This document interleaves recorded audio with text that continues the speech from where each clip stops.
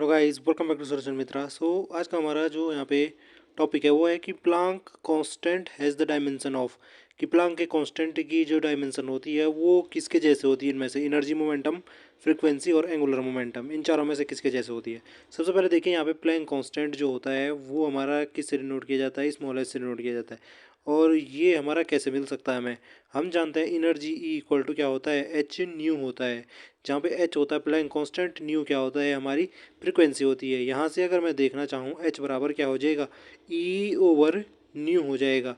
अब अगर मुझे एनर्जी की डायमेंशन पता है और फ्रीक्वेंसी की डायमेंशन पता है तो हम क्या कर सकते हैं, जो हमारा प्लांक कांस्टेंट है उसकी डायमेंशन आसानी से निकाल सकते हैं। यहाँ पे एनर्जी की डायमेंशन निकालनी है अगर, तो ई इक्वल टू क्या होता है, हाफ एम वी स्क्वायर, जहाँ पे कि एम मास है और वी क्या है, वेलोसिटी है।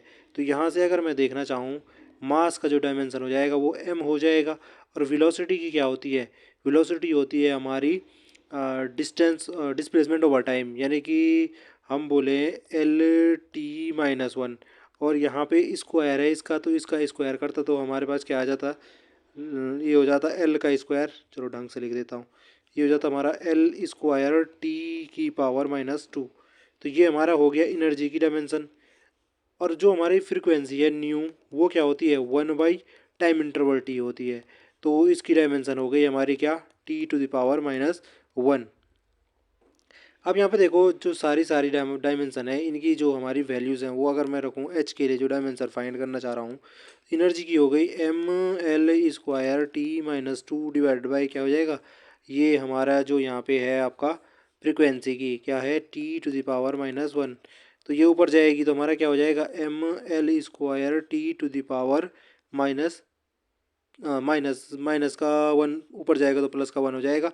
तो ये हो जाएगी क्या, माइनस का वन। अब यहाँ पे देखो ये जो हमारी क्या होती है, डायमेंशन होती है M L square T minus one, किसकी होती है, एनर्जी की।